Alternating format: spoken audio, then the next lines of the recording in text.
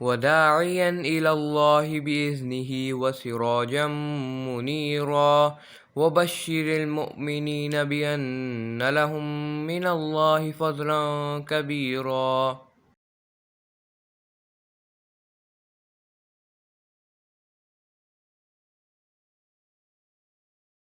نحمده ونصلي على رسوله الكريم اما بعد فاعوذ بالله من الشيطان الرجيم بسم الله الرحمن الرحيم رب اشرح لي صدري ويسر لي امري واحلل عقدة من لساني يفقه قولي رب زدني علما اللهم فقهنا في الدين اللهم اني اسالك ايمانا لا يرتد ونعيما لا ينفد ومرافقة محمد صلی اللہ علیہ وسلم فی اعلیٰ جنت الخلد آمین یا رب العالمین۔ انشاءاللہ آج ہم دوسرے باب سے سورۃ البقرہ شروع کریں گے۔ بابن، اور آپ جانتے ہیں کہ کچھ جگہیں ایسی ہیں صحیح بخاری میں کہ جہاں پر امام بخاری نے باب لکھا تو ہے لیکن اس کا کوئی عنوان، کوئی ترجمۃ الباب باندھا نہیں ہے۔ قال مجاہد، مجاہد کہتے ہیں الی شیاطینہم، کہ الی شیاطینہم اصحابہم من المنافقین والمشرکین۔ الی شیاطینہم سے مراد کفار کے دوست منافقین اور مشرکین ہیں۔ محیطم بالکافرین اللہ جامعہم، محیطم بالکافرین کے معنی ہے کہ اللہ کافروں کو اکٹھا کرنے والا ہے۔ صبغتن دین، صبغہ سے مراد اللہ کا دین ہے۔ علی الخاشعین علی المؤمنین حقا، یعنی خاشعین سے مراد حقیقی مومن ہے۔ قال مجاہد، اور مجاہد نے کہا بقوتن، بقوتن کے معنی ہے یعمل بما فیہ، کہ جو کچھ اس کتاب میں ہے اس پر سختی سے عمل پیرا ہوں۔ وقال ابو العالیہ، اور ابو العالیہ کہتے ہیں مردن، مردن سے مراد ہے شکن، شک۔ وما خلفہا عبرۃ لمن بقیہ، کہ وما خلفہا کے معنی ہے کہ وہ سزا ان لوگوں کے لیے باعث عبرت ہے جو باقی بچے۔ لا شیعہ لا بیاضہ، اور لا شیعہ سے مراد یہ ہے کہ اس گائے میں کوئی سفید نشان نہ ہو۔ وقال غیرہ، اور ابو العالیہ کے علاوہ کچھ لوگوں نے کہا، اور علاوہ سے مراد ابو عبید القاسم بن سلام ہے، یسومونکم یولونکم، کہ یسومونکم کے معنی ہے کہ وہ تم پر سخت عذاب دینے کے لیے والی مقرر کرتے تھے۔ الولایت مفتوحہ، امام بخاری یہاں پر سورۃ الکہف میں آنے والا جو لفظ ہے نا، ہنالک الولایت للہ الحق، وہاں سے الولایا کی لغوی تشریح فرماتے ہیں اور کہتے ہیں کہ ولایا کے واو پر فتحہ یعنی زبر پڑھنے کی صورت میں یہ ولا کا مصدر ہوتا ہے، مصدر الولائی، ولا کا مصدر ہوتا ہے وہی الربوبیہ، جس کے معنی ربوبیت یعنی پرورش کرنے والے کے ہیں یا پرورش کرنے کے ہیں۔ وَإِذَا كُسِرَتِ الْوَاوُ فَهِيَ الْإِمَارَةُ، اور اگر واو پر کسرہ پڑھا جائے یعنی ولایا کی بجائے ولایا پڑھا جائے تو اس صورت میں اس کے معنی ہیں سرداری کے۔ وقال بعضهم، اور بعض اہل لغت نے کہا الحبوب التی تؤکل کلھا، کہ وہ جو ہربز اور یہ جڑی بوٹیاں جو کھائی جاتی ہیں ساری کی ساری، جو اناج کھایا جاتا ہے، فومن، ان سب کو فوم کہا جاتا ہے۔ وقال قتادہ، اور قتادہ کہتے ہیں فباؤ، کہ فباؤ کے معنی ہے فنقلبو، کہ وہ غضب پر غضب لے کر واپس ہوئے۔ وقال غیرہ، اور قتادہ کے علاوہ نے کہا یستفتحون یستنصرون، یستفتحون سے مراد ہے کہ وہ مدد طلب کرتے تھے۔ شرو باعو، شرو کے معنی ہے انہوں نے خود کو فروخت کیا۔ رائنا، اور رائنا من الرعونتی، رعونہ سے نکلا ہے۔ اذا ارادوا ان یحمقوا انسانا قالوا رائنا، اہل عرب جب کسی شخص کو احمق بنانا چاہتے تو اسے رائنا کے لفظ سے پکارتے۔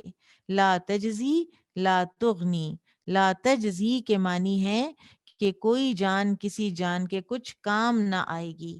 خطواتی من الخطوی، خطوات الخطو سے مشتق ہے.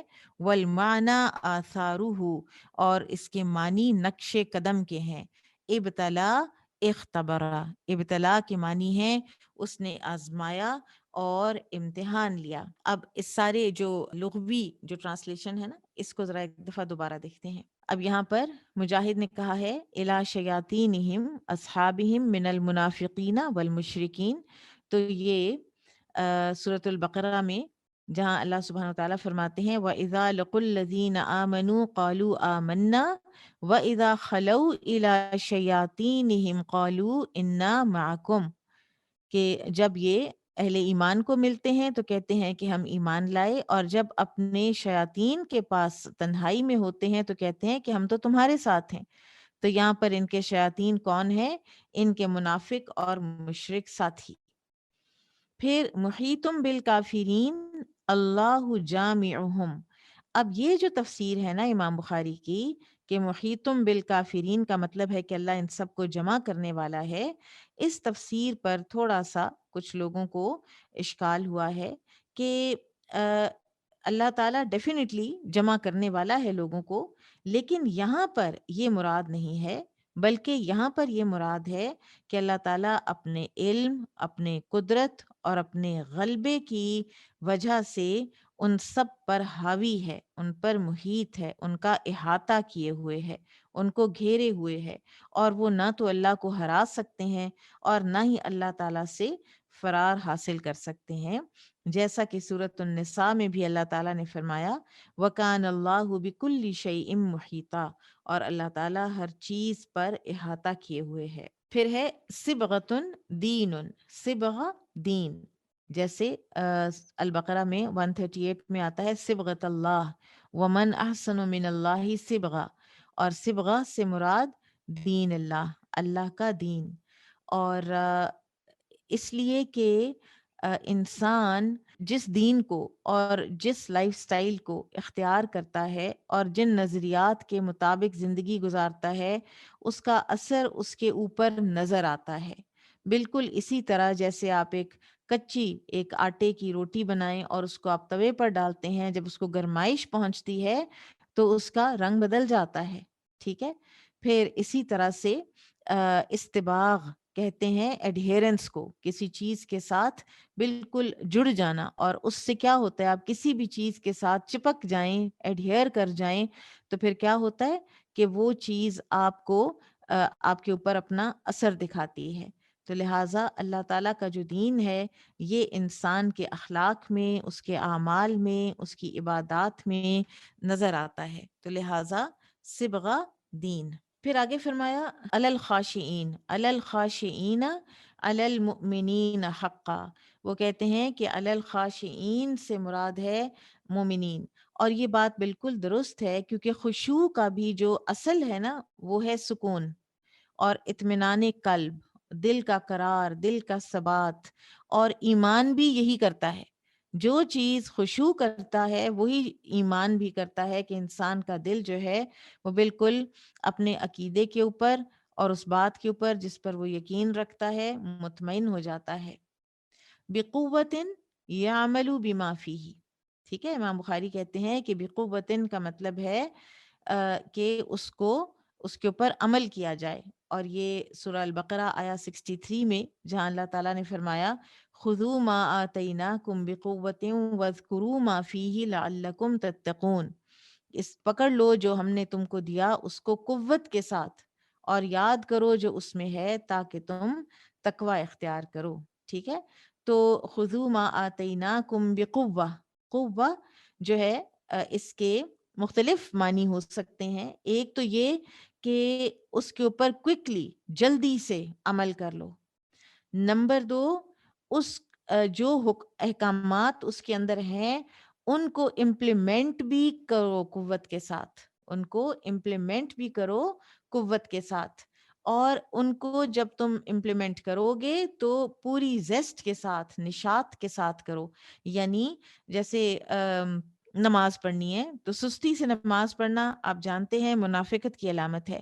تو پھر یہ خذوا ما آتیناکم بقوہ نہ ہوا، آپ اٹھیں، آپ اپنے وقت پر نماز پڑھیں اور آپ پوری دل کی تسلی کے ساتھ اور فریشنس کے ساتھ آپ نماز پڑھیں، تو یہ بقوہ ہوگا، ٹھیک ہے۔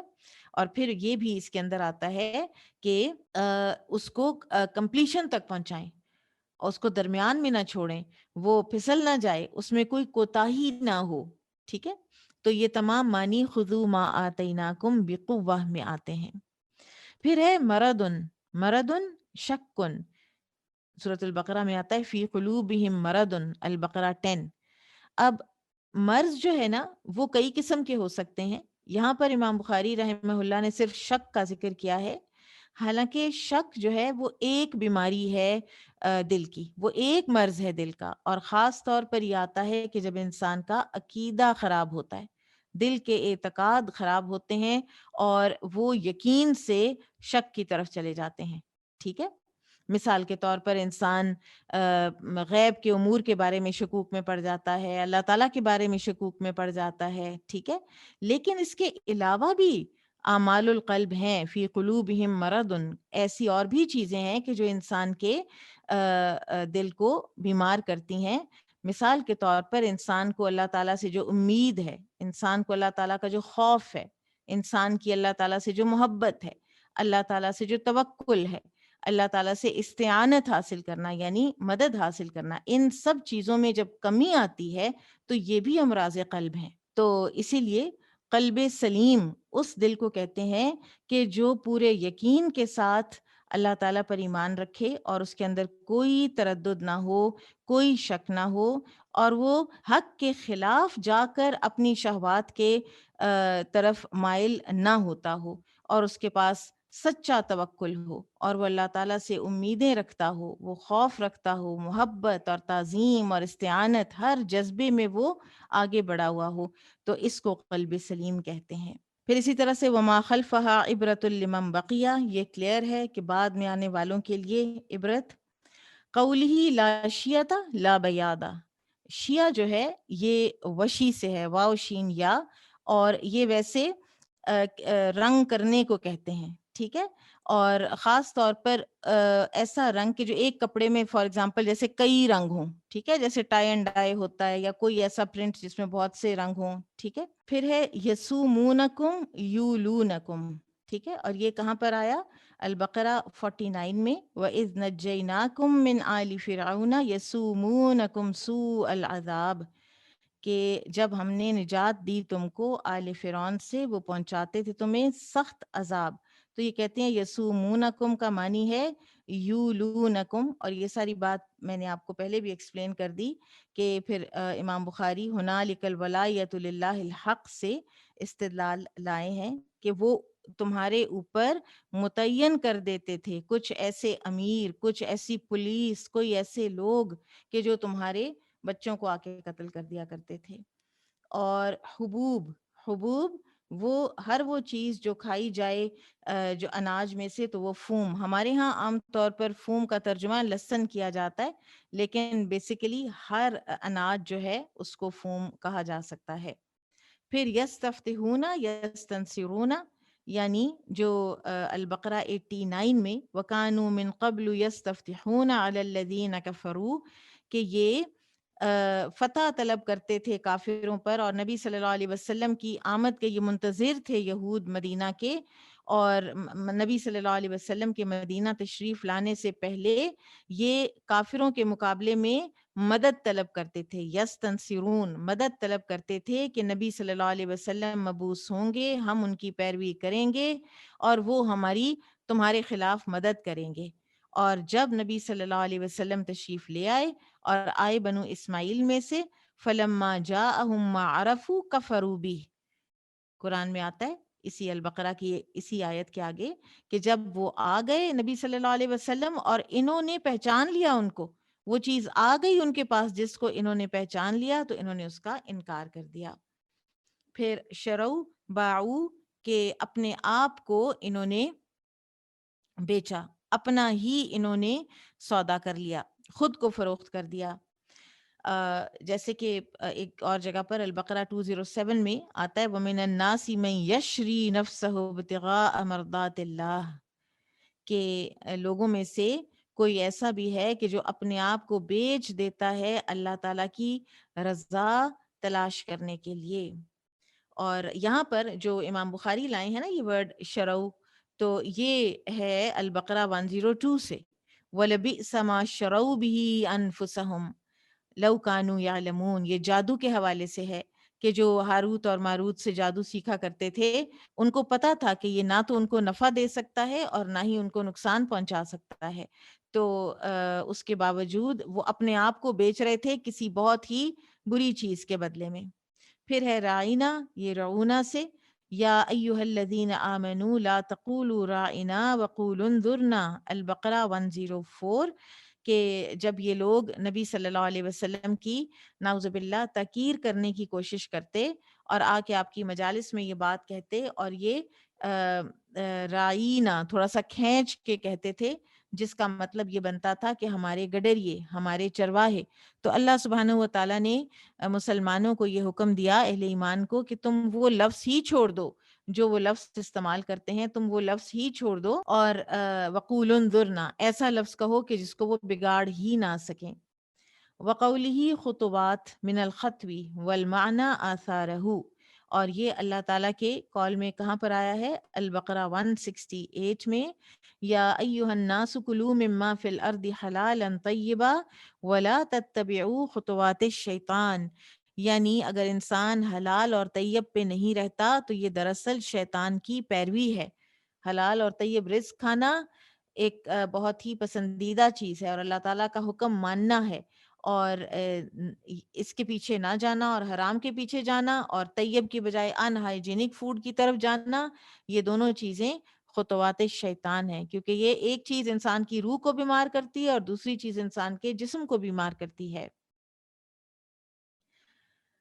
اچھا، اب کچھ چیزیں جو ہے نا، کچھ جو آیات جو میں دوبارہ بتاتی ہوں اور ان کا ریفرنس بھی بتاتی ہوں البقرہ میں سے، اور کچھ کو چھوڑ جاتی ہوں، تو میں جو امپورٹنٹ ہیں جن کی تفسیر میں کچھ نہ کچھ بات مزید ابھی باقی ہوتی ہے تو ان کو میں دہراتی ہوں، ساری چیز کو میں نہیں دہراتی، ٹھیک ہے۔ باب قوله تعالی فلا تجعلوا للہ اندادا وانتم تعلمون، اللہ تعالیٰ کا یہ ارشاد کہ تم دانستہ طور پر اللہ کے ساتھ کسی کو شریک نہ بناؤ کا بیان۔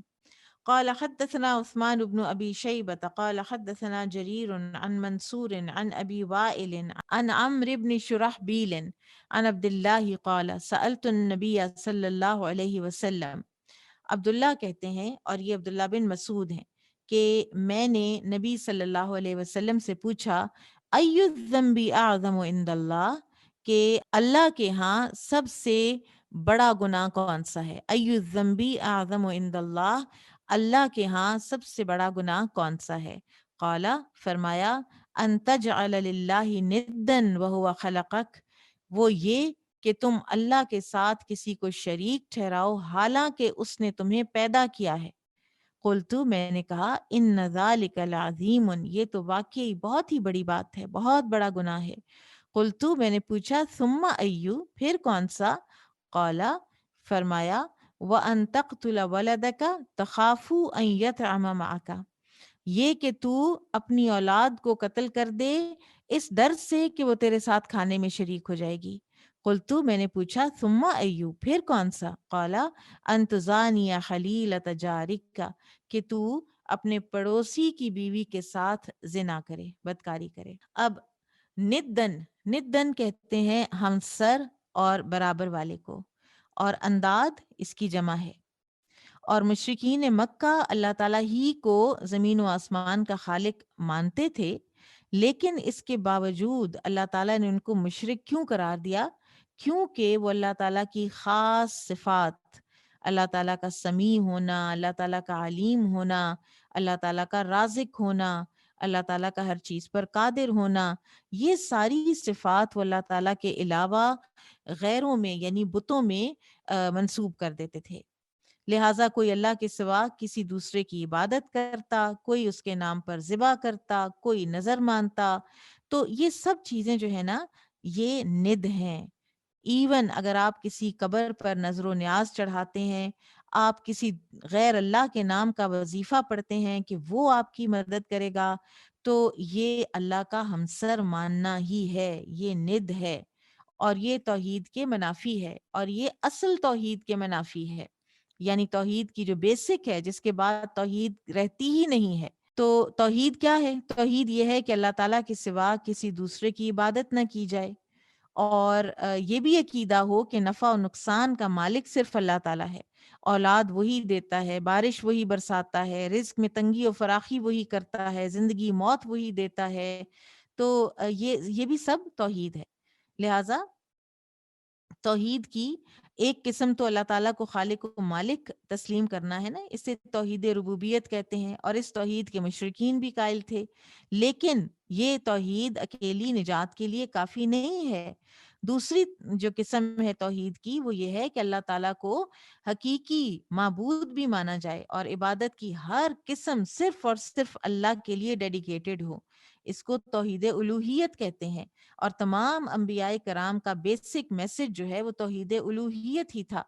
پھر تیسری اسماء و صفات کی توحید ہے کہ رازق، خالق اللہ تعالیٰ ہے، سمیع و علیم اللہ تعالیٰ ہے، سب جو ہیں اللہ تعالیٰ کی جو صفات ہیں وہ صرف اللہ ہی کو ایٹریبیوٹ ہوں، پرفیکشن کا لیول صرف اللہ تعالیٰ ہی کو ایٹریبیوٹ کیا جائے۔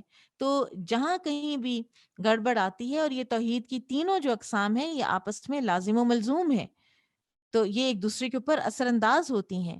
اور مشرکین مکہ جو ہیں اسماء و صفات میں شرک کرتے تھے اور الوہیت میں بھی شرک کرتے تھے، اور امت مسلمہ جو ہے وہ سب سے زیادہ ان تینوں میں سے توحید اسماء و صفات میں ڈیویٹ ہوئی ہے۔ اچھا، پھر اس کے بعد اگلا گناہ کیا ہے کہ قتل اولاد، اور یہ گناہ جو ہے یہ دراصل کئی گناہوں پر مشتمل ہے نا، کہ انسان رزق سے ڈرتے ہوئے کہ رزق کم نہ پڑ جائے تو بچہ ہی قتل کر دے، اور اس کا مطلب ہے کہ انسان اللہ تعالیٰ کو رازق نہیں سمجھتا، اس کا مطلب ہے کہ انسان کو اللہ تعالیٰ سے حسن ظن نہیں ہے۔ ٹھیک ہے کہ اب مثلاً پھر اور گناہ مزید اس میں ہوتے ہیں، بے گناہ کو قتل کرنا، پھر ایک اور گناہ کہ اپنے ہی بے گناہ اولاد کو قتل کرنا، ٹھیک ہے، پھر ایک اور گناہ یہ ہے کہ ایسے شخص کو قتل کرنا جو اپنا دفاع ہی نہیں کر سکتا، ٹھیک ہے۔ تو اس کا مطلب ہے کہ نہ اللہ تعالیٰ پر بھروسہ ہے، نہ اللہ تعالیٰ کا سمیع و بصیر ہونے پر کوئی ایمان ہے، اور نہ ہی اللہ تعالیٰ پر کوئی اعتماد اور توکل ہے۔ اور تیسرا یہ کہ زنا بذات خود ایک بہت بڑا گناہ ہے، لیکن پھر اپنے پڑوسی کی بیوی کے ساتھ یہ معاملہ کرنا تو پڑوسی کے حقوق بھی وائلیٹ کیے، اور پڑوسی کے حقوق کتنے ہیں؟ آپ وہ مشہور حدیث ہے، آپ سب نے سن رکھی ہوگی کہ نبی صلی اللہ علیہ وسلم نے فرمایا کہ اتنی تاکید کی مجھے جبرائیل علیہ السلام نے پڑوسی کے حقوق کی کہ میں سمجھا کہ شاید وہ ان کو وراثت میں ہی شریک کر لیں گے۔ اچھا، اب یہاں پر جو ہے نا وَأَن تَقْتُلَ وَلَدَكَ، اس کو یہ بھی دیکھ لیجئے کہ اس کا یہ مطلب نہیں ہے کہ اپنے بیٹے کو قتل کرے، بلکہ اس میں اولاد کا معنی ہے، بیٹا بیٹی دونوں شامل ہیں، کیونکہ لغت عرب میں ایک مذکر جو صیغہ ہے وہ مذکر مؤنث دونوں کے لیے استعمال ہوتا ہے۔ اور اس حدیث سے ہمیں یہ بھی پتہ چلتا ہے کہ گناہوں کے درجے ہیں، لیولز ہیں، کوئی گناہ زیادہ بڑا ہوتا ہے، کوئی اس سے کم، کوئی اس سے کم، اسی طرح سے اعمال صالحہ کے بھی درجات ہوتے ہیں۔ اور حدیث یہاں پر کیوں آئی ہے؟ اس لیے کہ اس میں جو نبی صلی اللہ علیہ وسلم نے فرمایا ان تجعل للہ ندا وهو خلقک۔ آگے چلتے ہیں۔ بابن وَظَلَّلْنَا عَلَيْكُمُ الْغَمَامَ وَأَنزَلْنَا عَلَيْكُمُ الْمَنَّ وَالسَّلْوَىٰ إِلَىٰ يَظْلِمُونَ، آیا 57۔ اللہ سبحانہ وتعالیٰ کا یہ فرمان، ہم نے تم پر بادلوں کا سایہ کیا اور تم پر من اور سلوہ اتارا۔ تو اس آیت کو پورا پڑھ لیتے ہیں۔ وَظَلَّلْنَا عَلَيْكُمُ الْغَمَامَ وَأَنزَلْنَا عَلَيْكُمُ الْمَنَّ وَالسَّلْوَىٰ كُلُوا مِن طَيِّبَاتِ مَا رَزَقْنَاكُمْ وَمَا ظَلَمُونَا وَلَٰكِن كَانُوا أَنفُسَهُمْ يَظْلِمُونَ، کہ ہم نے تم پر بادلوں کا سایہ کیا اور تم پر من و سلوہ اتارا، کھاؤ اس رزق میں سے جو ہم نے تم کو دیا پاکیزہ، اور نہیں انہوں نے ظلم کیا ہم پر، لیکن وہ ظلم کرتے تھے اپنے ہی آپ کے اوپر۔ انسان جب بھی کوئی گناہ کرتا ہے تو دراصل سب سے پہلا نقصان وہ اپنا کرتا ہے۔ وقال مجاہد المن سمغتن، مجاہد کہتے ہیں کہ من سمغہ تھا یعنی گوند کی طرح کا، گم کی طرح کی چیز تھی، والسلوى، اور سلوہ جو ہے الطیر، یہ پرندے تھے، سلوہ پرندے تھے، یعنی آپ سمجھیں کہ ان کو کاربوہائیڈریٹس بھی مل رہی تھیں اور ان کو پروٹینز بھی مل رہی تھیں، اللہ تعالیٰ دونوں چیزوں سے ان کو نواز رہے تھے اور مفت میں ان کو مل رہا تھا۔ اور من جو ہے یہ قتادہ کہتے ہیں کہ برف کی طرح آسمان سے گرتا، جو دودھ سے زیادہ سفید اور شہد سے زیادہ میٹھا تھا، ٹھیک ہے۔ اور یہ بھی آپ کو یاد رہنا چاہیے کہ بنی اسرائیل جب اپنی مسلسل نافرمانیوں اور مسلسل اپنی غلامانہ ذہنیت کی وجہ سے اللہ تعالیٰ کے غضب کا شکار ہوئے، تو اللہ تعالیٰ نے ان کو جو تیہ کا جنگل تھا اس میں محصور کر دیا، ایک صحرا تھا بیسکلی، اور اس کے اندر یہ بھٹکتے رہتے تھے، اور صبح یہ جہاں سے چلتے تھے کہ اب ہم کسی منزل کو پا لیں گے، تو رات کو کہیں پڑاؤ کرتے، صبح اٹھتے تو دیکھتے کہ جہاں سے کل صبح چلے تھے وہیں پر وہ موجود ہوتے۔ لیکن ان حالات میں بھی، ناراضگی کے اس سارے موقع میں بھی، اللہ سبحانہ و تعالیٰ نے اپنا فضل و کرم ان کے اوپر جاری رکھا، اور یہ دونوں چیزیں ان کو کھانے کو دیں، اور یہ جہاں جہاں جاتے بادل سایہ کر کے ان کے ساتھ ساتھ ہوتا۔ اور یہ اللہ تعالیٰ نے یہاں پر ڈائریکٹ بنی اسرائیل سے خطاب کیا ہے، اور یہ جو مدینہ کے یہود تھے یہ ان کے ساتھ خطاب ہے کہ تم لوگوں کے ساتھ اللہ تعالیٰ نے کتنی مہربانیاں کی، ٹھیک ہے، کیونکہ یہ وہی امت ہے نا، امت واحدہ ہیں، بنی اسرائیل ہیں، چاہے وہ کسی بھی دور کے ہوں، ان کے اول ہوں، ان کے آخر ہوں، ٹھیک ہے۔ اسی لیے کچھ جو علماء کرام ہیں نا وہ کہتے ہیں کہ اللہ تعالیٰ نے جو مسلمانوں کی مدد کی نا بدر میں، پھر فتح مکہ میں، پھر یرموک میں، قادسیہ میں، تو ہم یہ سمجھتے ہیں اور ہمارا یہ ماننا ہے کہ وہ اللہ تعالیٰ نے ہماری مدد کی، اس لیے کہ ہم انہی کی امت کا حصہ ہیں، ہم ایک امت واحدہ ہیں، ٹھیک ہے۔ اور یہ ایک بہت بڑی دلیل ہے، بہت بڑی یہ عظیم آیت ہے کہ جس میں ہمیں یہ بھی پتہ چلتا ہے کہ جن لوگوں پر، بنی اسرائیل میں سے جن لوگوں پر بادلوں کا سایہ کیا گیا اور ان کے اوپر من و سلوہ نازل کیا گیا، تو یہ وہ لوگ بہرحال نہیں تھے کہ جو مدینہ میں نبی صلی اللہ علیہ وسلم کے وقت میں موجود تھے، بلکہ یہ وہ لوگ تھے کہ جو موسیٰ علیہ الصلاۃ والسلام کے ساتھ وادی تیہ کے اندر تھے، اور اللہ تعالیٰ نے ان کو گرمی سے بچانے کا انتظام بھی کیا اور ان کو خوراک بھی مہیا کی، لیکن کہا یہ ان بنی اسرائیل کو جا رہا ہے کہ تم پر سایہ کیا جو اس وقت مدینہ میں موجود تھے، کیونکہ یہ امت واحدہ ہیں۔ پھر اللہ تعالیٰ کا یہ فرمانا وَأَنزَلْنَا عَلَيْكُمُ الْمَنَّ، اب من جو ہے نا، یہ جس کو غم کہا گیا ہے، یہ کہا جاتا ہے کہ یہ درختوں پر اور پتھروں پر یہ شہد کے قطروں کی طرح سے یہ پڑی ہوتی تھی، جس کو یہ لے کر کھا لیتے تھے۔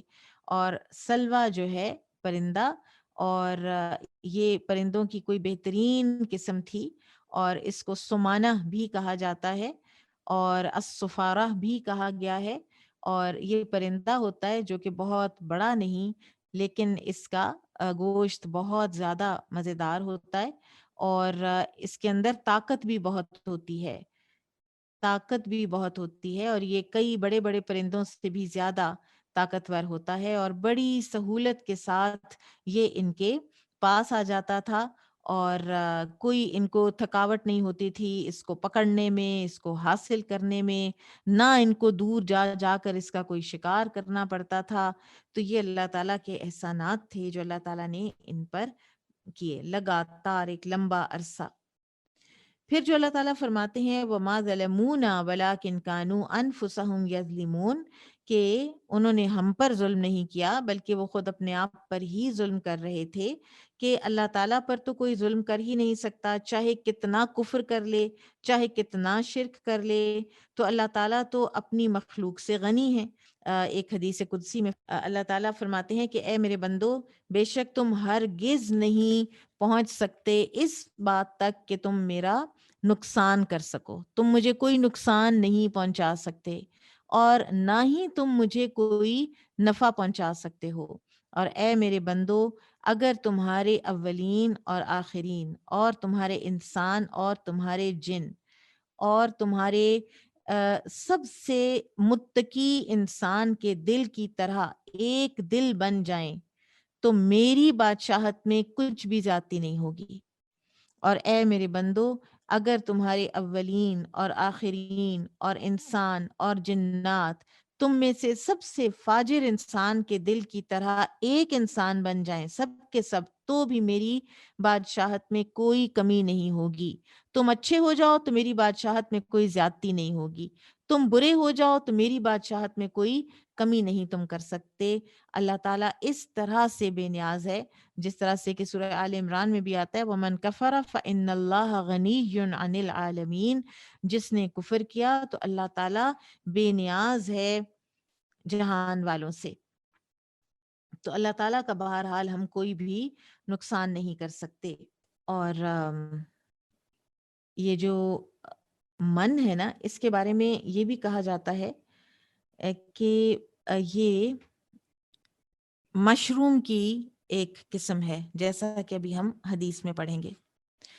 قال حدثنا ابو نعيم قال حدثنا سفيان عن عبد الملك عن عمرو بن حريث عن سعيد بن زيد رضي الله عنه قال قال رسول الله صلى الله عليه وسلم الكمأة من المن وماؤها شفاء للعين، کہ الکمأ کھمبی مشروم، من المنی من کی ایک قسم ہے، اور اس کا جو پانی ہے وہ آنکھوں کے لیے شفا ہے۔ اور بعض روایات میں وضاحت ہے کہ کھمبی من کی قسم ہے جو بنی اسرائیل پر اتارا گیا تھا۔ امام نووی رحمہ اللہ فرماتے ہیں کہ کھمبی کا خالص پانی آنکھوں کی تمام بیماریوں کے لیے بہت مفید ہوتا ہے، اور اگر سرمے میں ملا کر استعمال کیا جائے تو اس کا فائدہ دو چند ہو جاتا ہے، مزید زیادہ ہو جاتا ہے۔ ایک اسلاف میں سے ایک بزرگ تھے، شیخ الکمال بن عبداللہ دمشقی، جن کی آنکھوں کا نور ختم ہو چکا تھا، تو انہوں نے کھمبی کا پانی بطور سرما استعمال کیا تو ان کا نور بصارت واپس آ گیا۔ اور یہ خودرو بوٹی ہوتی ہے جو برسات کے موسم میں زمین سے اگتی ہے، اسے ہی من سے تشبیہ دی گئی ہے، اس لیے کہ من وہ چیز تھی نا جو بغیر مشقت کے بنی اسرائیل کو حاصل ہو جاتی تھی، تو اسی طرح کھمبی بھی بغیر محنت کے حاصل ہو جاتی ہے۔ تو بہرحال اس کے دیکھ لینا چاہیے۔ مشرومز پوائزنس بھی ہوتے ہیں، یہ نہیں کہ ہر مشروم کی ہی آپ پانی نکالیں اور اس کو آنکھوں میں ڈال لیں، اس کا ضرور تھوڑی تحقیق کے ساتھ دیکھ لینا چاہیے کہ کون سی ہم استعمال کر سکتے ہیں، تو پھر اس کو ضرور استعمال کر لینا چاہیے اگر وہ سیف ہے استعمال کرنے کے لیے۔ تو بابن وَإِذْ قُلْنَا ادْخُلُوا هَٰذِهِ الْقَرْيَةَ فَكُلُوا مِنْهَا حَيْثُ شِئْتُمْ رَغَدًا وَادْخُلُوا الْبَابَ سُجَّدًا وَقُولُوا حِطَّةٌ نَغْفِرْ لَكُمْ خَطَايَاكُمْ وَسَنَزِيدُ الْمُحْسِنِينَ۔ اور جب ہم نے کہا کہ داخل ہو جاؤ اس بستی میں اور کھاؤ اس میں سے جہاں سے تم چاہو بفراغت، اور دروازے سے داخل ہونا سجدہ کرتے ہوئے اور حتتن کہتے جانا، ہم تمہاری خطائیں معاف کر دیں گے اور محسنین کو، نیکوکاروں کو ہم اور زیادہ دیں گے۔ رغدن واسعن کثیرن، یعنی رغدن کے معنی ہے بہت وسیع، بہت فراخ۔ اب یہ بھی قصہ جو ہے نا یہ وادی تیہ کا ہی ہے کہ جب بنی اسرائیل من و سلوہ کھاتے کھاتے اکتا گئے اور معمولی کھانے کی درخواست کی، یعنی جو زمین سے اگتی ہیں چیزیں، تو انہیں ایک شہر میں جانے کا حکم ہوا۔ وہاں کھانے کے لیے زمین سے اگنے والی چیزیں ملیں گی اور کھانے پینے پر کوئی پابندی بھی نہیں ہوگی، لیکن با ادب طریقے سے داخل ہونا، باڈی لینگویج بھی بڑی با ادب ہونی چاہیے، اور جو کچھ تمہاری زبان سے نکل رہا ہے وہ بھی ادب کے تقاضوں کے مطابق ہونا چاہیے۔ اور قولی ادب کیا تھا کہ حتتن کہتے ہوئے داخل ہونا، اور حتتن مغفرت طلب کرنے کا ایک کلمہ تھا۔ اور فعلی ادب کیا تھا کہ سجدہ کرتے ہوئے، جھکتے ہوئے۔ آپ کو پتہ ہے نا کہ نبی صلی اللہ علیہ وسلم فتح مکہ کے موقع پر جب مکہ میں داخل ہوئے ہیں تو اس جیسی وکٹری اللہ تعالیٰ نے کسی انسان کو ہیومن ہسٹری میں نہیں دی، اور آپ صلی اللہ علیہ وسلم جھکے ہوئے تھے، یہاں تک کہ آپ کی جو داڑھی مبارک ہے وہ آپ کی اونٹنی کے کوہان کو ٹکرا رہی تھی. اتنی تواضع اور اتنی انکساری کے ساتھ آپ صلی اللہ علیہ وسلم داخل ہو رہے تھے. اب یہاں پر وَإِذْ قُلْنَا ادْخُلُوا هَٰذِهِ الْقَرْيَةَ، قریہ سے کون سی بستی مراد ہے؟ تو یہ دو اس میں رائے دی گئی ہے. ایک یہ کہ انطاکیہ کی بستی تھی جو کہ سیریا میں شام میں ہے، اور دوسری رائے یہ ہے کہ یہ بیت المقدس کی بستی مراد ہے. قال حدثنا محمد قال حدثني عبد الرحمن بن مهدي عن ابن المبارك عن معمر عن همام بن منبه عن أبي هريرة رضي الله عنه عن النبي صلى الله عليه وسلم قال قيل لبني إسرائيل. ابو ہریرہ رضی اللہ عنہ سے روایت ہے کہ نبی صلی اللہ علیہ وسلم نے فرمایا کہ بنی اسرائیل سے کہا گیا، یعنی انہیں حکم دیا اللہ تعالیٰ نے، وَادْخُلُوا الْبَابَ سُجَّدًا وَقُولُوا حِطَّةٌ، کہ داخل ہو جاؤ دروازے سے سجدہ کرتے ہوئے اور گناہوں کی معافی مانگتے ہوئے داخل ہو جاؤ. فَدَخَلُوا يَزْحَفُونَ عَلَىٰ أَسْتَاحِهِمْ، لیکن وہ سرینوں کو، یعنی جیسے بچہ کرال کرتا ہے نا اپنی بٹکس پر، تو اس طرح سے وہ سرینوں کو زمین پر گھسیٹتے ہوئے داخل ہوئے. بجائے پراپر جھکنا، سر جھکانا جو ہے نا وہ متکبر آدمی کے لیے بڑا مشکل ہوتا ہے. آپ دیکھیں اس کی باڈی لینگویج میں بھی اس کا سر نہیں جھکتا. یہ کندھے جو جھکے ہوئے ہوتے ہیں یا نرم باڈی لینگویج ہوتی ہے، یہ کہ انکساری والے انسان کی ہوتی ہے. اسی لیے یہ بنے ہوئے ہیں نا، یہ پرووربس بھی بنے ہیں کہ فلاں کی گردن میں سریا ہے. تو کیوں کہتے ہیں یہ؟ کیونکہ اس کی اکڑی ہوئی گردن ہوتی ہے. تو معافی مانگنے کی بجائے انہوں نے کیا کہا؟ فبدلوا وقالوا، اور انہوں نے حتتن کا لفظ بھی بدل دیا اور حتتن کی بجائے کہنے لگے حبتن فی شعرتن، بالی میں دانا. یعنی مغفرت تو ہم نے نہیں مانگنی، تو ہم نے تو مانگنا ہے بالی میں دانا، روٹی مانگنی ہے، گندم مانگنی ہے.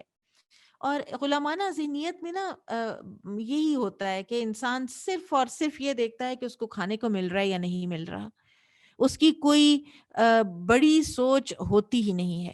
اور ان کی دنیا طلبی اور اللہ تعالیٰ کی مخالفت جو ہے وہ اسی وجہ سے تھی، کیونکہ وہ صرف اور صرف ایک غلامانہ ذہنیت کے تحت ہی زندگی گزارنا چاہتے تھے. اور اسی وجہ سے اللہ سبحانہ و تعالیٰ نے ان کو 40 سال وادی تیہ میں سرگرداں رکھا.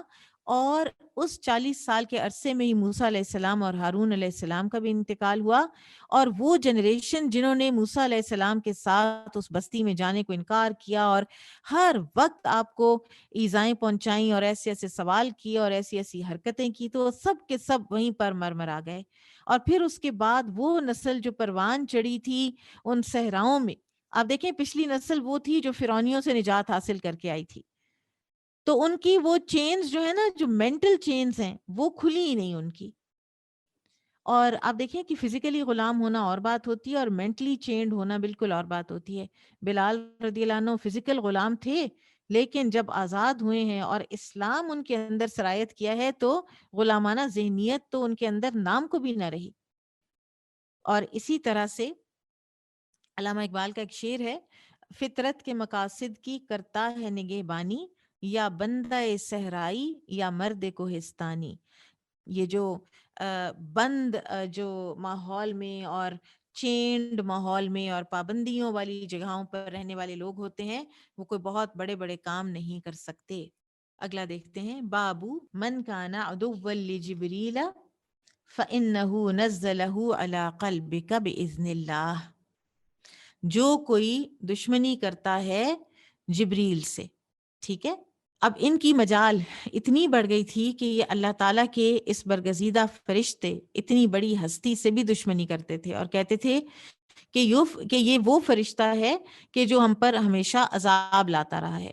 وقال اکرمۃ جبرا و میکا و صرافی عبد ایل اللہ. اکرمہ نے کہا کہ یہ جو لفظ ہے نا جبر، میک اور صراف، جس سے جبرائیل، میکائیل اور اسرافیل بنا ہے، تینوں کے معنی بندہ ہیں. یہ عبد کا مترادف ہیں، ٹھیک ہے.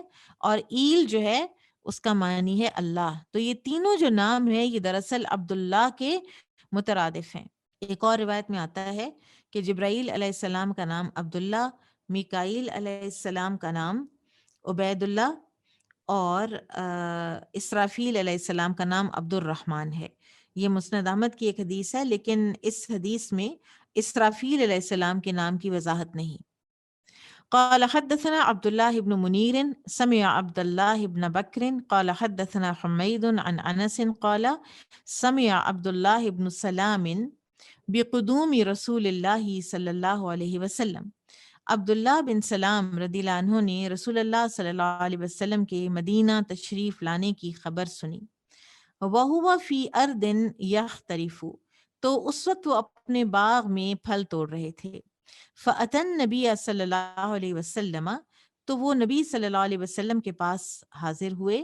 فقال، تو کہا، عرض کی، انی سائلک عن ثلاث، میں آپ سے پوچھنے لگا ہوں 3 باتیں، لا یعلمہن الا نبی، جنہیں نبی کے علاوہ کوئی نہیں جانتا۔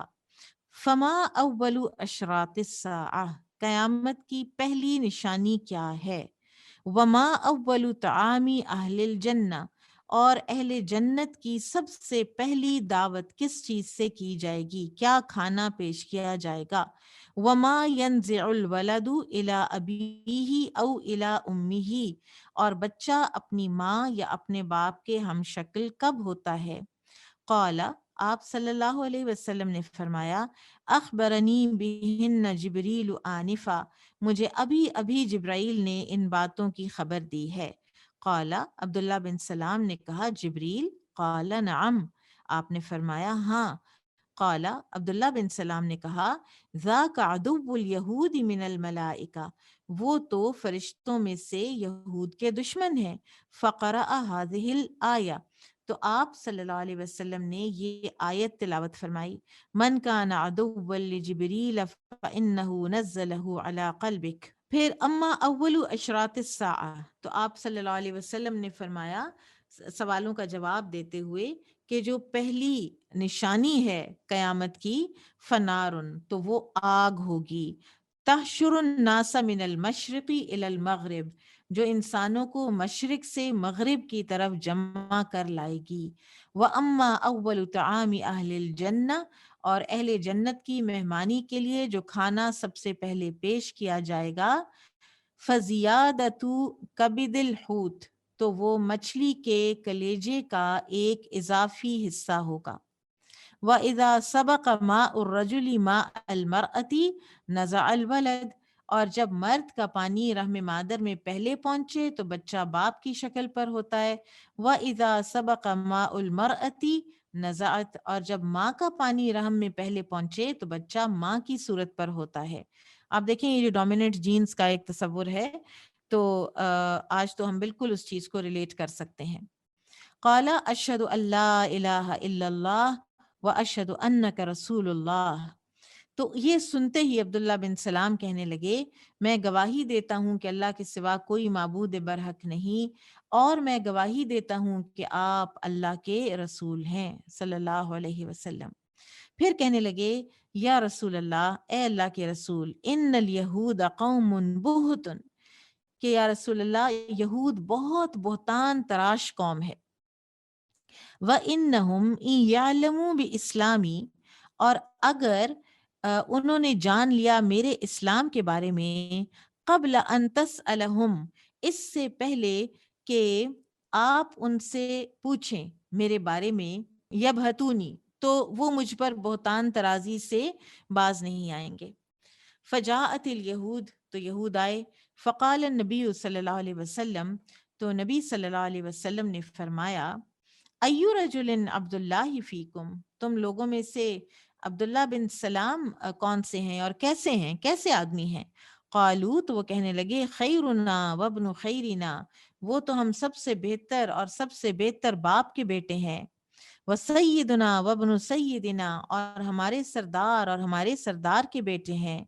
قال، تو آپ صلی اللہ علیہ وسلم نے فرمایا، ارأیتم ان اسلم عبداللہ ابن سلام، کہ اگر عبداللہ بن سلام اسلام لے آئیں تو پھر ان کے بارے میں تمہارا کیا خیال ہوگا، یعنی کیا پھر تم بھی سلام لے آؤ گے؟ فقالو، تو وہ کہنے لگے، اعاذہ اللہ من ذالک، کہ اللہ اسے اپنی پناہ میں رکھے اس بات سے کہ وہ اسلام لائے۔ فخرج عبداللہ، تو عبداللہ نکل آئے، وہ نبی صلی اللہ علیہ وسلم جہاں تشریف رکھے ہوئے تھے، انہوں نے اپنے آپ کو ذرا تھوڑا سا اوٹ میں کر لیا، اور یہود کے سوال جواب کے بعد وہ نکل آئے، فقال، تو کہنے لگے اشہد ان لا الہ الا اللہ وان محمد الرسول اللہ، فقالوا شرنا وابن شرنا، اور جب انہوں نے شہادہ کہی تو یہود کہنے لگے کہ یہ تو ہم میں سے سب سے بدتر اور سب سے بدتر کا بیٹا ہے، وانتقصوہ، اور بڑے ہی نقص بیان کرنے شروع کر دی اور توہین شروع کر دی عبداللہ بن سلام کی۔ قالا، تو انہوں نے نبی صلی اللہ علیہ وسلم سے عرض کی، فہذا الذی کنت اخاف یا رسول اللہ، کہ یہ تھا جس کا مجھے ڈر تھا یا رسول اللہ، یعنی یہی کرنا ہے انہوں نے۔ اس حدیث میں جبرائیل علیہ السلام کا ذکر آیا ہے، اور اسی وجہ سے یہ حدیث امام بخاری یہاں پر لے آئے ہیں، اور یہ بیسیکلی یہود کی ایک حماقت تھی کہ وہ جبرائیل علیہ السلام جیسے فرشتے کو اپنا دشمن سمجھتے، حالانکہ وہ تو اللہ کے حکم کے تابع تھے، اور جو حکم اللہ تعالیٰ انہیں دیتے تھے وہی وہ بجا لاتے تھے۔ اور یہ کیوں سمجھتے تھے کہ جبرائیل علیہ السلام ہمارے دشمن ہیں؟ کیونکہ ان کا خیال تھا کہ جبرائیل علیہ السلام اپنی طرف سے ہمارے خلاف وحی لے کر آتے ہیں، ٹھیک ہے۔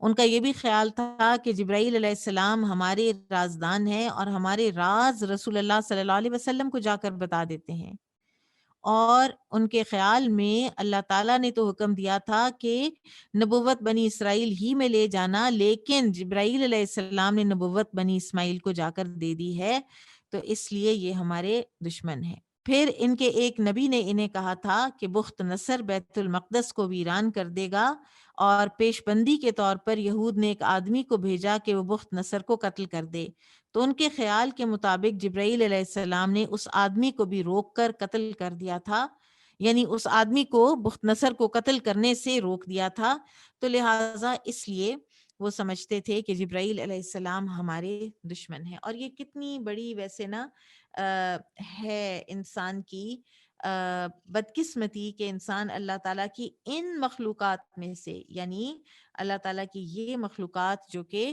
انسانوں کے لیے دعائیں کرتی ہیں، انسانوں کی مغفرت کی دعائیں کرتی ہیں، انسانوں کے لیے رحمت کا باعث بنتی ہیں، تو ان کو اپنا دشمن بنا لے۔ باب قوله ما ننسخ من آیت او ننسها نأتی بخیر منها او مثلها، جس آیت کو ہم منسوخ کر دیں یا بھلا دیں تو اس سے بہتر یا اس جیسی اور لے آتے ہیں۔ قال حدثنا عمرو بن علی قال حدثنا یحییٰ قال حدثنا سفیان عن حبیب عن سعید بن جبیر عن ابن عباس قال قال عمر رضی اللہ عنہ، عمر رضی اللہ تعالی عنہ نے فرمایا، اقرؤنا ابی، ہم میں سب سے بہترین قاری ابی ہیں، ابی بن کعب رضی اللہ عنہ، وَأَقْضَانَا عَلِيٌّ، اور ہم میں سب سے زیادہ فیصلے کرنے کی صلاحیت رکھنے والے علی ہیں، وَإِنَّا لَنَدْعُو مِنْ قَوْلِ أُبَيٍّ، لیکن اس کے باوجود ہم ابی رضی اللہ عنہ کی جو یہ بات ہے یہ نہیں مانتے۔ وَذَاكَ أَنَّ أُبَيًّا يَقُولُ، اور وہ یہ تھی کہ ابی کہا کرتے تھے، لا ادع شیئا سمعته من رسول اللہ صلی اللہ علیہ وسلم، کہ میں کوئی چیز جو میں نے نبی صلی اللہ علیہ وسلم سے سنی اس کو کبھی بھی ترک نہیں کروں گا۔ وقد قال اللہ تعالی، جبکہ اللہ تعالیٰ نے یہ فرمایا ہے، ما ننسخ من آیت او ننسها، کہ ہم کوئی آیت جب منسوخ کر دیں یا بھلا دیں تو اس سے بہتر یا اس جیسی کوئی اور لے آتے ہیں۔ یعنی ابی رضی اللہ عنہ نسخ کے قائل نہیں تھے، جبکہ اس آیت سے نسخ کی دلیل ملتی ہے۔ تو عمر رضی اللہ عنہ کے فرمان کا مطلب یہ ہے کہ گو کہ ابی بن کعب رضی اللہ عنہ سب سے زیادہ قرآن کریم کے ماہر قاری ہیں، لیکن وہ بعض آیات ایسی بھی پڑھتے ہیں جن کی تلاوت منسوخ ہو چکی ہے، مگر انہیں اس نسخ کی خبر نہیں پہنچی۔ نسخ کے اعتبار سے کچھ قسمیں جو ہے نا ان کو دیکھ لیجئے۔ بعض اوقات تلاوت اور حکم دونوں منسوخ ہو جاتے ہیں۔ بعض اوقات وہ آیات آتی ہیں کہ جن کا حکم تو منسوخ ہے لیکن تلاوت باقی ہے۔ پھر وہ بھی ہیں کہ جن کی تلاوت منسوخ ہے لیکن حکم باقی ہے۔ اور قرآن کریم کا بیشتر حصہ محکم آیات پر مشتمل ہے، یعنی ان کا حکم اور تلاوت دونوں باقی ہیں۔ کچھ ہیں جن کے لیے نسخ کا قانون مفسرین نے بتایا ہے۔ حضرت عمر رضی اللہ عنہ کے فرمان سے ہمیں یہ بھی پتہ چلتا ہے کہ چاہے کوئی کتنا ہی بڑا عالم کیوں نہ ہو، لیکن اس کی ہر بات ماننے کے قابل نہیں ہوتی، کیونکہ غیر نبی خطا بھی کر سکتا ہے، لغزش بھی کر سکتا ہے، اور اللہ تعالیٰ کے بندوں میں صرف انبیاء کرام ہی معصوم ہوتے ہیں، کیونکہ انہیں اللہ تعالیٰ سے براہ راست احکامات مل رہے ہوتے ہیں۔ اس کے علاوہ کوئی ائمہ دین ہے، محدثین ہیں، ان کی خدمات کا اعتراف کرنے کے باوجود ان کی حیثیت انبیاء کرام والی حیثیت نہیں ہو جاتی، ٹھیک ہے۔ ان کا جو حکم قرآن و حدیث کے مطابق ہوگا وہ لے لیا جائے گا، اور جو قرآن و حدیث کے خلاف ہوگا اسے چھوڑ دیا جائے گا، ٹھیک ہے۔ اور پھر یہ بھی پتہ چلتا ہے کہ غلطی کا امکان جو ہے نا وہ دے بھی دینا چاہیے، غلطی کا مارجن لوگوں کو دے بھی دینا چاہیے، ٹھیک ہے۔ شاہ ولی اللہ رحمہ اللہ کی تحقیق کے مطابق قرآن کریم کی صرف 5 آیات منسوخ ہیں، اور جو پچھلے جو علماء ہیں انہوں نے، متقدمین نے بہت زیادہ تعداد بتائی تھی۔ وقالوا اتخذ اللہ ولدا سبحانہ، اللہ تعالیٰ کا یہ فرمان کہ اللہ تعالیٰ نے اولاد بنا رکھی ہے تو وہ اس سے پاک ہے، اس بات کی وضاحت۔ قال حدثنا ابو اليماني قال اخبرنا شعيب عن عبد الله بن ابي حسين قال حدثنا نافع بن جبير عن ابن عباس رضي الله عنهما عن النبي صلى الله عليه وسلم قال قال الله، ابن عباس رضی اللہ تعالیٰ عنہما سے روایت ہے کہ وہ کہتے ہیں کہ نبی صلی اللہ علیہ وسلم نے فرمایا، قال اللہ، اللہ تعالیٰ فرماتے ہیں، کذبنی ابن آدم، مجھے جھٹلاتا ہے، میری تکذیب کرتا ہے ابن آدم، ولم یکن لہ ذالک، اور اس کو اس کا حق نہیں تھا، اس کو ایسا کرنا زیب نہیں دیتا، وشتمنی، اور وہ مجھے گالی دیتا ہے، ولم یکن لہ ذالک، اور اس کا بھی اس کو کوئی حق نہیں تھا، فاما تکذیبہ، تو جہاں تک معاملہ اللہ تعالیٰ کی تکذیب کا ہے، یعنی وہ جو تکذیب کرتا ہے یا میری، فزعم، تو اس کا یہ گمان، کہ وہ یہ گمان کرتا ہے، انی لا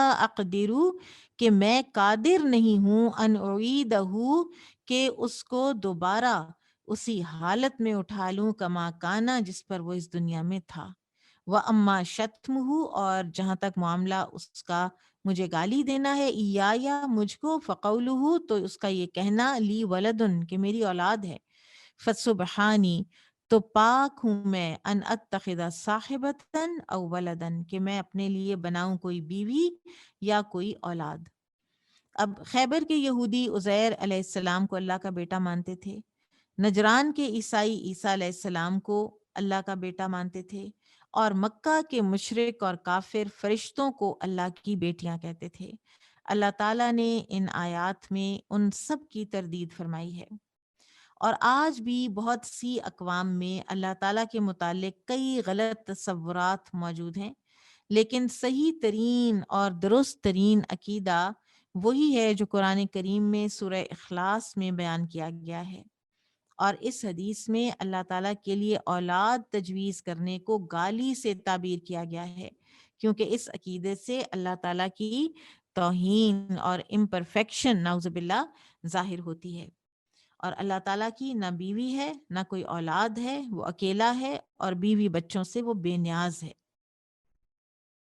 اور یہ جو حدیث ہے یہ حدیث قدسی ہے، یعنی اسے رسول اللہ صلی اللہ علیہ وسلم اللہ تعالیٰ سے بیان کرتے ہیں، اور حدیث قدسی اور قرآن کریم میں بہرحال کچھ فرق ہوتے ہیں۔ مثلا قرآن کریم کے الفاظ اور معنی دونوں اللہ کی طرف سے ہوتے ہیں، جبکہ حدیث قدسی میں معنی تو اللہ کی طرف سے ہوتے ہیں، اور ان معنی کو رسول اللہ صلی اللہ علیہ وسلم اپنے الفاظ میں بیان کرتے ہیں۔ اور دوسرا فرق یہ ہے کہ قرآن کریم کی تلاوت عبادت ہے، جبکہ حدیث قدسی کا پڑھنا عبادت شمار نہیں ہوتا، بلکہ ایک عام اور اچھا عمل ہے، اور قرآن کریم کو نماز میں پڑھا جاتا ہے، جبکہ حدیث قدسی کو نماز میں بھی نہیں پڑھا جا سکتا۔ بابن واتخذوا من مقام ابراہیم مصلی، اللہ تعالیٰ کا یہ فرمان، ابراہیم علیہ السلام کے کھڑے ہونے کی جگہ کو تم اپنے لیے جائے نماز بنا لو، مثابتاً یثوبون یرجعون، مثابتاً کا لفظ یثوبون سے ہے، جس کے معنی ہیں وہ لوٹتے ہیں، اور اس آیت کے پہلے حصے میں بیت اللہ کی ایک صفت بیان ہوئی ہے کہ یہ مثابۃ للناس ہے، لوگوں کے لوٹنے کی جگہ ہے۔ مطلب یہ کہ جو شخص ایک مرتبہ بیت اللہ کی زیارت کر لیتا ہے وہ بار بار وہاں جانے کے لیے بے قرار رہتا ہے، اس کے شوق کی کبھی تسکین نہیں ہوتی بلکہ اس کی تڑپ بڑھتی ہی چلی جاتی ہے۔ اور ایک اور معنی اس کا یہ بھی کیا گیا ہے کہ بیت اللہ لوگوں کے لیے ثواب کی جگہ ہے، ٹھیک ہے؟ تو مثابہ کے دو معنی، بار بار لوٹنے کی جگہ اور ثواب کی جگہ، کیونکہ وہاں پر ثواب بھی بہت بڑا ہوا ہوتا ہے۔ عام نماز جو ہے وہ 1,00,000 نمازوں جتنی اجر لاتی ہے۔ قال حدثنا مسدد عن يحيى بن سعيد عن حميد عن انس قال قال عمر رضی اللہ عنہ، انس رضی اللہ عنہ سے روایت ہے کہ انہوں نے کہا کہ عمر رضی اللہ عنہ نے فرمایا، وافقت اللہ فی ثلاث، میری 3 باتیں اللہ کی وحی کے مطابق ہوئیں۔ موافقت کی میں نے اللہ کے ساتھ 3 باتوں میں، او وافقنی ربی فی ثلاث، یا میرے رب نے میری موافقت کی، میرے ساتھ اتفاق کیا 3 باتوں میں۔ قلتو، میں نے کہا، یا رسول اللہ، اور اب وہ بتاتے ہیں عمر رضی اللہ عنہ، اور اس حدیث میں 3 باتوں کا ذکر ہے لیکن امام سیوطی نے تو 21 گنوائی ہیں۔ موافقات عمر پر چھوٹے چھوٹے رسالے بھی لکھے گئے ہیں۔ قلتو یا رسول اللہ، میں نے کہا اے اللہ کے رسول، لو اتخذت من مقام ابراہیم مصلی، کہ اگر آپ مقام ابراہیم کو جائے نماز قرار دے لیں یعنی تو بہت اچھا ہو۔ تو اللہ تعالیٰ نے یہ آیت نازل فرما دی، واتخذوا من مقام ابراہیم مصلی۔ وقلت یا رسول اللہ، اور میں نے کہا یا رسول اللہ، یدخل علیک البر والفاجر، کہ آپ کے پاس اچھے اور برے ہر طرح کے لوگ داخل ہوتے ہیں۔ فلو امرت امہات المؤمنین بالحجاب، اگر آپ امہات المؤمنین کو پردے کا حکم دے دیں، حجاب کا حکم دے دیں، فانزل اللہ آیت الحجاب، تو اللہ تعالیٰ نے آیت حجاب نازل فرمائی۔ قال، اور تیسری بات، وَبَلَغَنِي مُعَاتَبَةُ النَّبِيِّ صلی اللہ علیہ وسلم، اور مجھے پتا چلا کہ نبی صلی اللہ علیہ وسلم ناراض ہیں بعد نسائہ، اپنی بعض بیویوں سے۔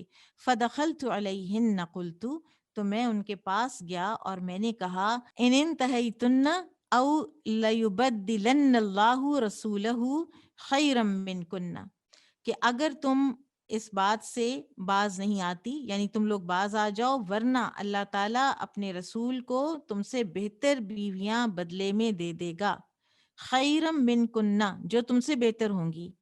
حتیٰ، یہاں تک کہ اتیتو احدی نسائہ، میں آیا آپ کی ایک بیوی کے پاس، قالت، تو انہوں نے کہا، یا عمر، اے عمر، اما فی رسول اللہ صلی اللہ علیہ وسلم ما یعظ نساءہ حتی تعظہن انت، کہ وہ، اے عمر، تم جو نصیحت کرتے ہو، کیا رسول اللہ صلی اللہ علیہ وسلم اپنی بیویوں کو وہ نصیحت نہیں کر سکتے؟ یعنی آپ ہمارے معاملے سے باہر رہیں۔ فانزل اللہ، تو اللہ تعالیٰ نے یہ آیت نازل کر دی، عسیٰ ربہ ان طلقکن ان یبدلہ ازواجا خیرا منکن مسلمات، سورہ تحریم کی آیت نمبر 5۔ تو یہ 3 موافقات عمر یہاں ہیں، اور اس کے علاوہ بھی ہیں، مثلاً منافقین کی نماز جنازہ کے حوالے سے، بدر کے قیدیوں کے حوالے سے، اور کچھ اور بھی ہیں جن کو امام سیوطی نے موافقات میں ہی گنا ہے۔ وقال ابن ابی مریم اخبرنا یحیی بن ایوب قال حدثنی حمید سمعت انسا عن عمر۔ یہاں پر امام بخاری ایک اور سند لے کر آئے ہیں، ٹھیک ہے۔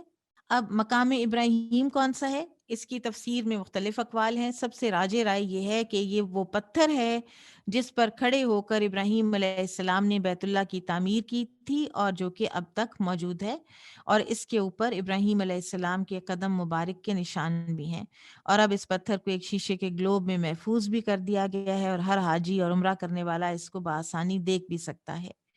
دوسری رائے یہ ہے کہ طواف مکمل کرنے کے بعد اس مقام پر 2 رکعت پڑھنے کا حکم ہے، ٹھیک ہے، اور یہ پہلے بیت اللہ سے متصل تھا، یعنی وہ جگہ جہاں پر 2 رکعت پڑھنے کا حکم ہے، اور وہ پہلے بیت اللہ سے متصل تھی، پھر رسول اللہ صلی اللہ علیہ وسلم اور ابو بکر رضی اللہ عنہ کے زمانے تک اپنے پہلے مقام پر ہی رہا۔ پھر عمر رضی اللہ عنہ نے جب دیکھا کہ اس سے طواف کرنے والوں اور نمازیوں کو تکلیف ہوتی ہے تو انہوں نے اسے پیچھے ہٹا دیا. ٹھیک ہے.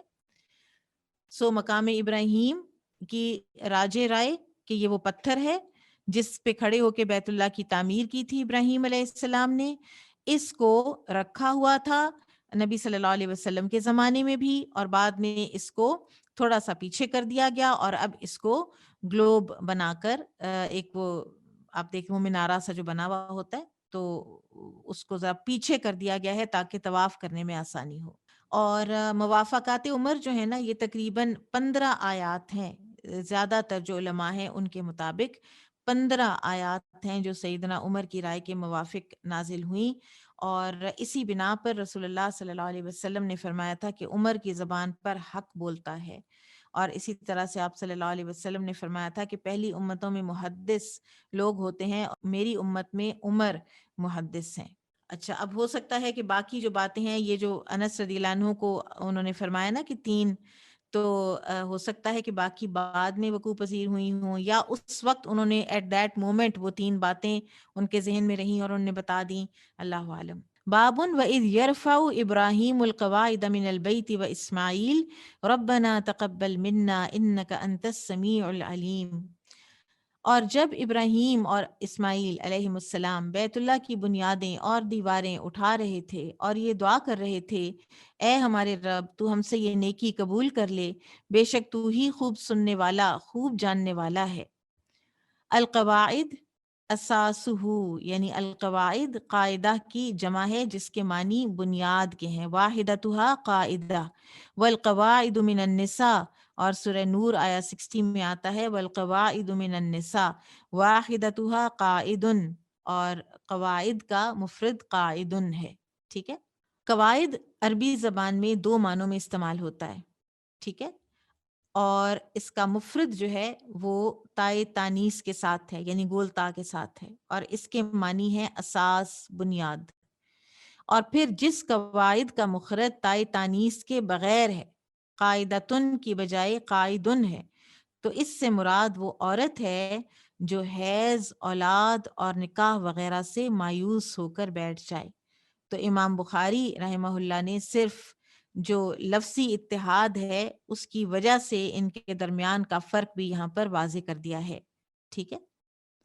اور قائد جو ہے نا، چونکہ یہ خاص عورتوں ہی کے لیے لفظ استعمال ہوتا ہے تو لہٰذا اس کے آگے تائے تانیث لانے کی ضرورت نہیں ہے، کیونکہ جیسے حائضہ عورت کے لیے حائض کا لفظ بھی استعمال ہوتا ہے.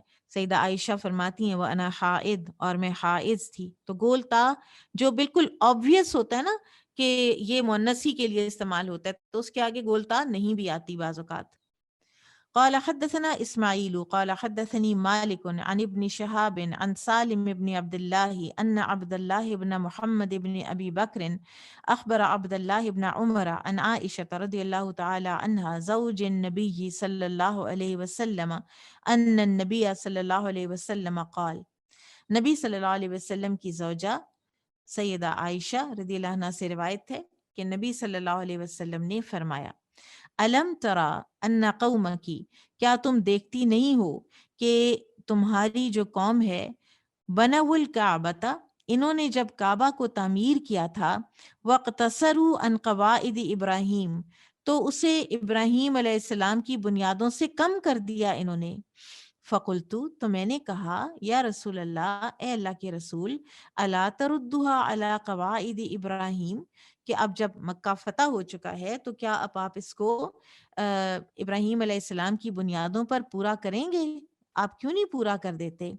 قال، فرمایا، لولا حدثان قومک بالکفر، اگر تیری قوم ابھی نئی نئی کفر سے نہ نکلی ہوتی تو پھر میں ایسا کرتا.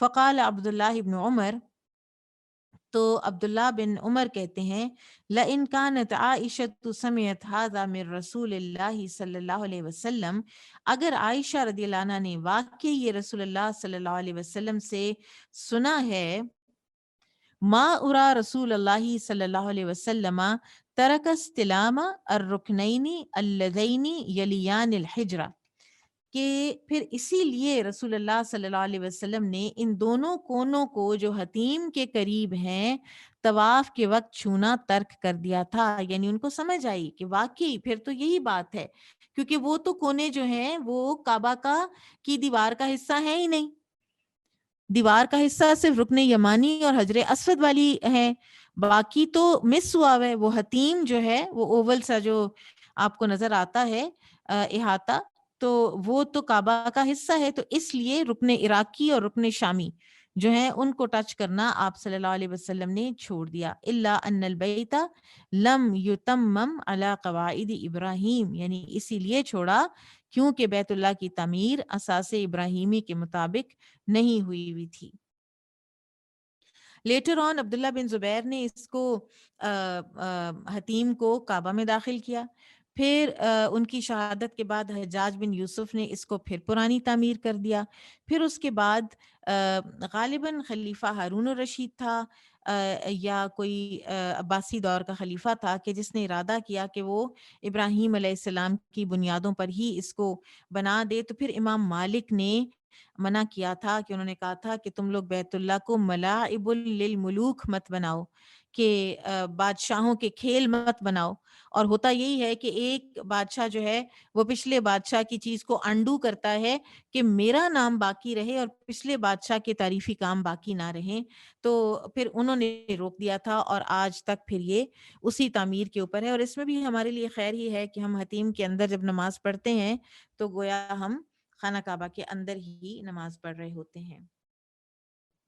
باب قولوا آمنا باللہ وما انزل الینا، اللہ تعالیٰ کا یہ فرمان کہ تم کہو کہ ہم اللہ پر ایمان لائے اور اس چیز پر جو ہماری طرف نازل کی گئی ہے۔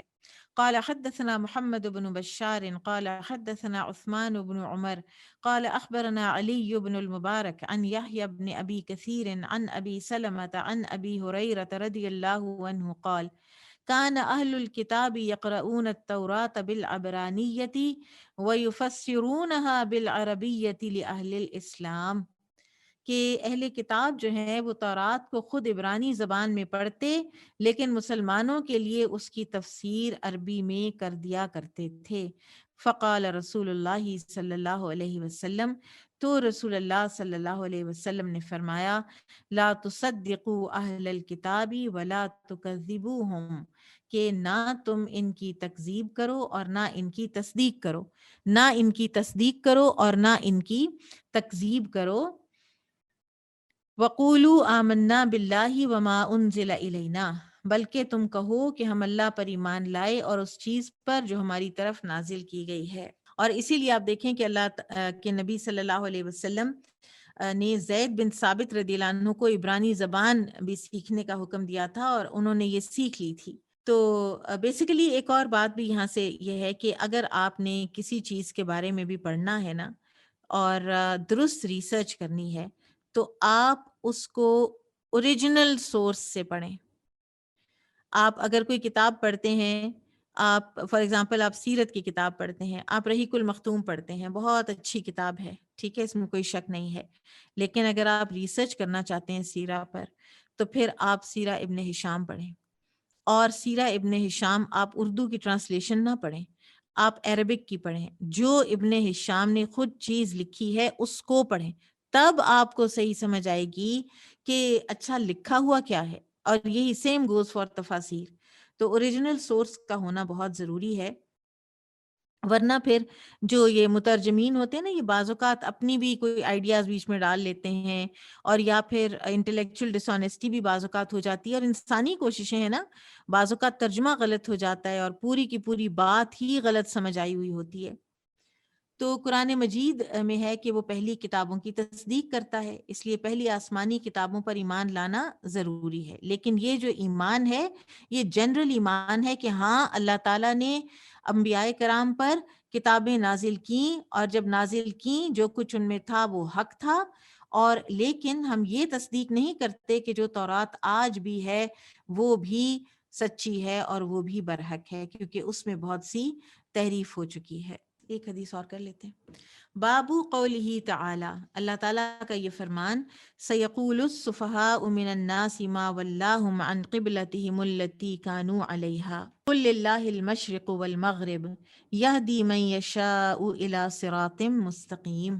ان قریب بے وقوف لوگ کہیں گے کہ مسلمانوں کو ان کے قبلے سے کس چیز نے پھیر دیا. کہہ دیجئے کہ مشرق اور مغرب تو اللہ ہی کے ہیں، وہ ہدایت دیتا ہے جسے چاہتا ہے سیدھے راستے کی طرف. البقرہ 142. اور دراصل صراط مستقیم کس چیز پر مشتمل ہے؟ عقیدہ توحید، اعمال صالحہ اور اچھے اخلاق. وہی راستہ جسے انبیاء کرام اور صدیقین اور شہداء اور صالحین نے اختیار کیا.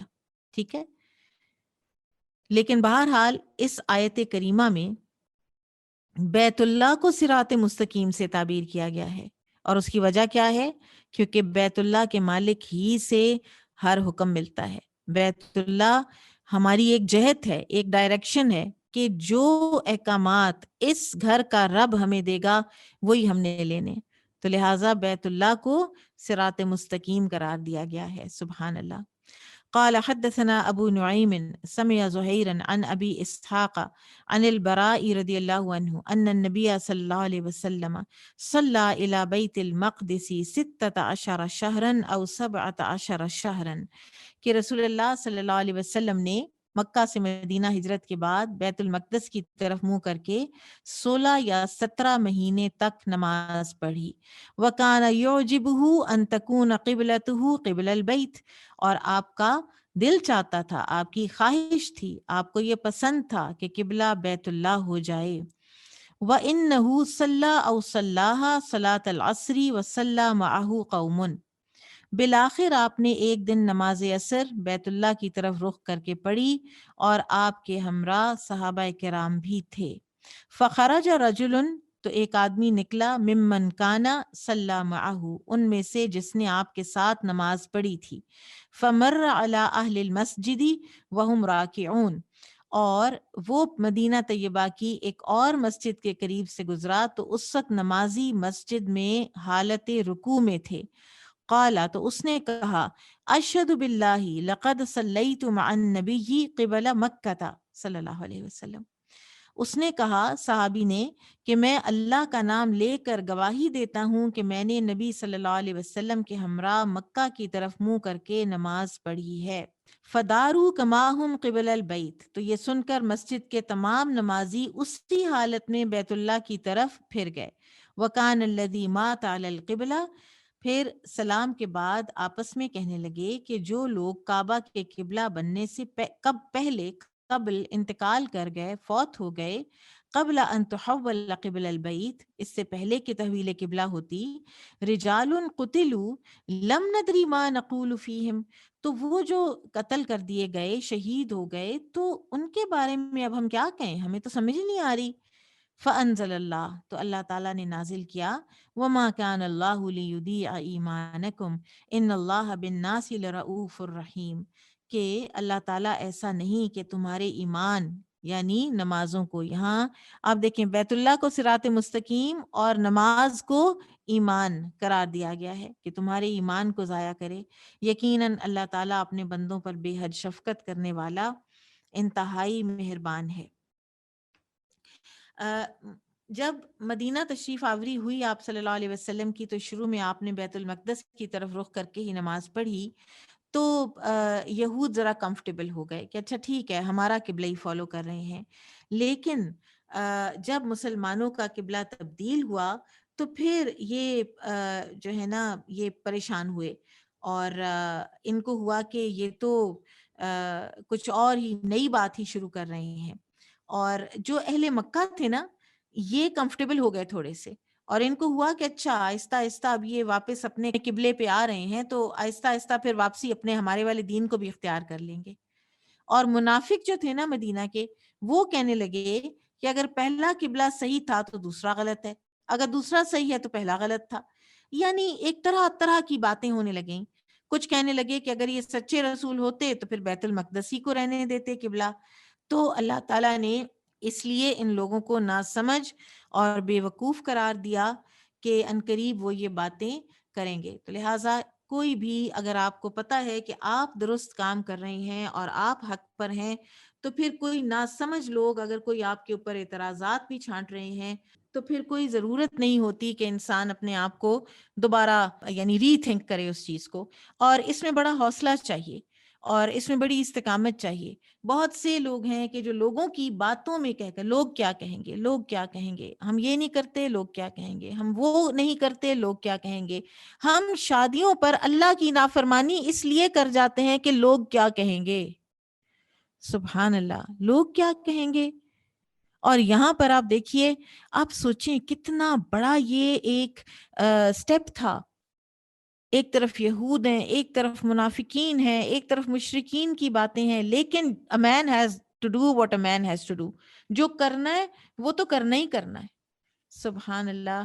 یہ جو کریج ہے یہ بھی انسان کے لیے بہت ہی ضروری ہے کہ انسان کے اندر حق پر ڈٹ جانے کی جرت بھی تو ہو.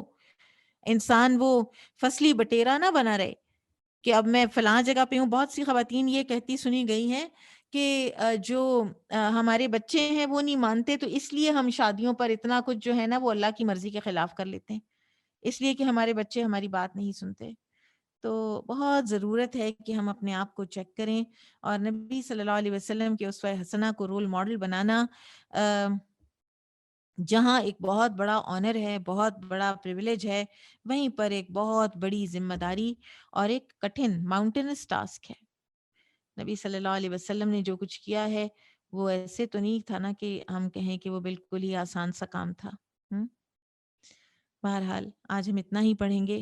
بارک اللہ فیکم، سبحانک اللہم و بحمدک، اشہد ان لا الہ الا انت، استغفرک و اتوب الیک. السلام علیکم و رحمۃ اللہ وبرکاتہ.